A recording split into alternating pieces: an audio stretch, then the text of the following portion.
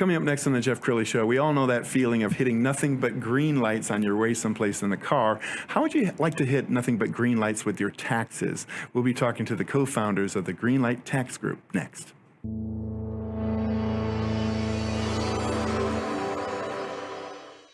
Many are predicting that the worst is yet to come, which is unfortunate, said one person here.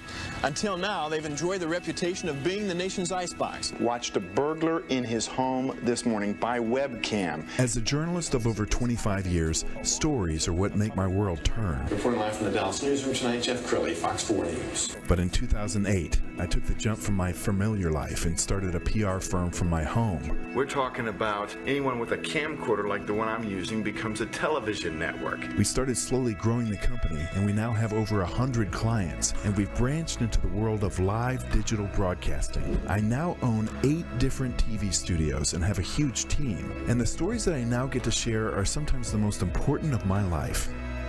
Life has a funny way of coming around full circle. This is the Jeff Crilley Show.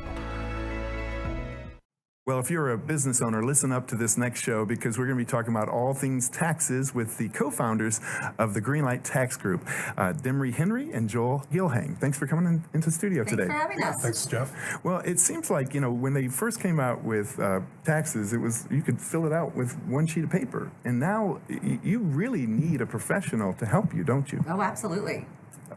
Let's start with you, Gilhang. You started this tax group with a name Greenlight, and that's a very positive name. Tell us about that. Sure. It actually evolved from my introduction to a tax attorney in Cincinnati, and we were talking about how different groups do tax planning, and he coined the phrase red light and green light CPAs.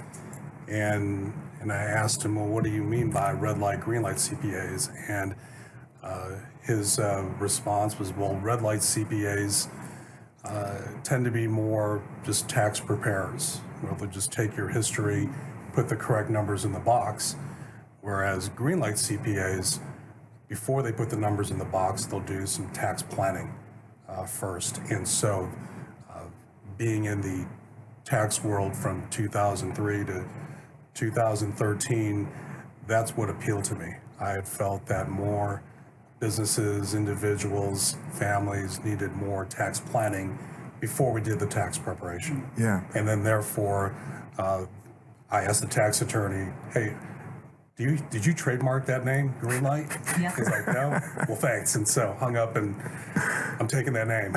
No, it's a great name. It's a great name. And Demrie, some people say, oh, my CPA does my taxes. But sometimes CPAs don't know all the stuff that you guys know. Well, that's absolutely right. In fact, there's a lot of CPAs, people don't know this, but many of them don't ever take any law or any classes in tax law. So they don't actually know tax law. What they do is they know tax code, they fill in the boxes, and they make sure everything on the tax return is correct.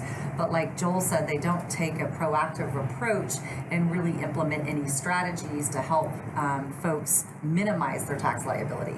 Demrie, you were telling me a story right before the show. Would you share that again on a client you helped? Oh, yes, absolutely. It's a great story. So our very first client, actually, we were looking at their tax returns. We were talking to them about all of their issues and some of the frustrations that they had.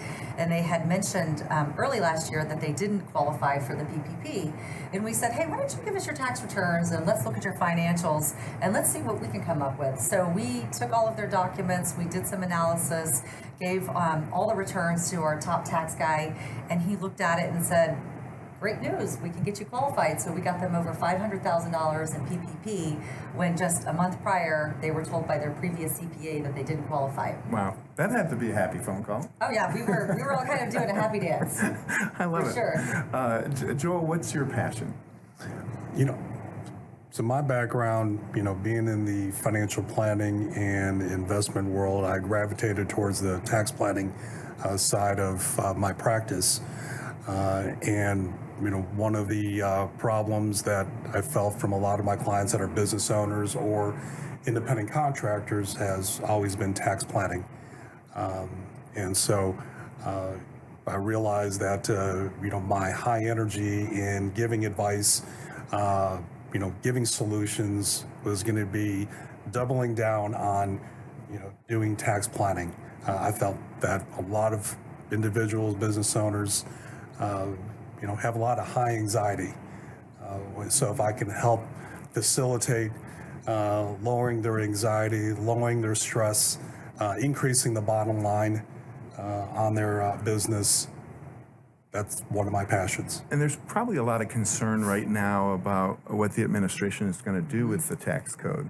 Do you want to address that, Demrie? Absolutely. And, I feel like that's an ongoing concern, right? I feel like if we look back in years prior, that's always something that is on somebody's mind about what's going to happen in the future, which is why it's so critical to really be planning for the future and understanding how there are different things that you can utilize in the tax code to really help you with your business and even your personal situation.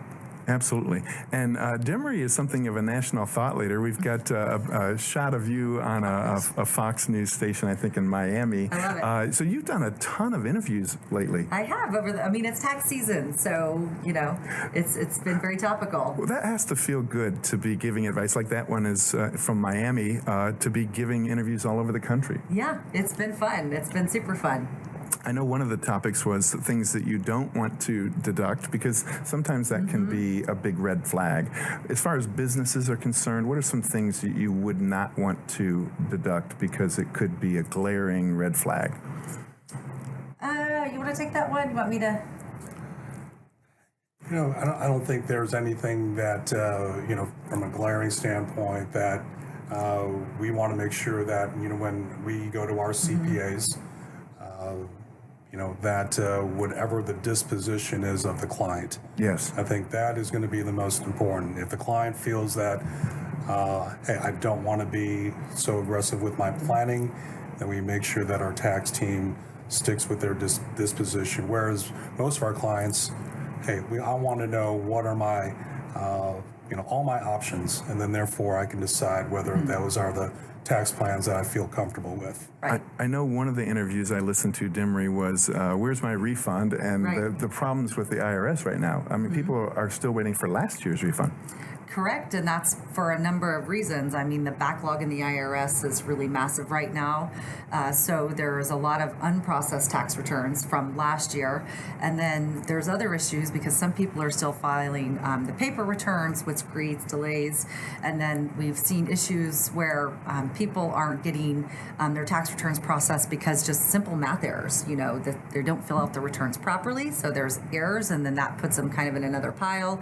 And then we've even seen things like identity theft, where we have a couple of clients actually who they filed their returns only to find out that somebody else had utilized their dependents on their tax return. So they're now having issues trying to go back to the IRS saying, hey, wait a minute, those are my dependents. Yes. Oh, that's fascinating. And now I want to talk about the Under the Greenlight podcast, because you do it in our studios. Tell us about that. And I think you named it. Is that right, Joel? Sure. It was just writing a bunch of names on a cocktail napkin, what made sense. And Demrie decided to run with Under the Greenlight. But our whole goal was to interview business owners and just actually have them just share their story. We feel that the podcast world, in my opinion, has been where I see the successful ones is where they're just telling me a story and I can just listen to it for hours. And that's really what our goal is with our guests, is just share their story, how they got started, what they like about the business, what they don't, And I understand you came up with the name and then you said, okay, Demrie, it's all yours. Because you have a radio background, is that right? Well, I do have a radio background, but it's in sales and marketing. Okay. And every once in a while, I actually did get on the radio to do a few bits, but I always change my name so nobody would know who I was. But She has a great voice. She does. Yeah. You do too. You're kind of deep. Yeah. So, well, that's great. Where do you see the podcast going? What are some of your objectives? Well, I mean, we just want to keep growing and having fun with it. Like Joel said, it really is a podcast about business owners for business owners, and we just want to be able to tell their story, because all of the folks that we run into, they really have amazing stories about how they got started in making the decision to be an entrepreneur. A lot of them come from corporate America. So it's just really fun and interesting to hear all of those personal stories and the struggles and the challenges, and then how they're solving those problems. Outstanding. Joel, final thoughts. Sure. We just view Greenlight as an opportunity for anyone that's a 1099 contractor, independent contractor, a business owner that feels that, hey, maybe there are some mistakes or opportunities that I've missed. Therefore, I'd like to have a group of specialists take a look and see what are my mistakes, what are my opportunities, so that I can save on the bottom line. Outstanding. Well, you've been amazing guests, and congrats on the success of your show. We're going to end with the website, which is gltaxgroup.com.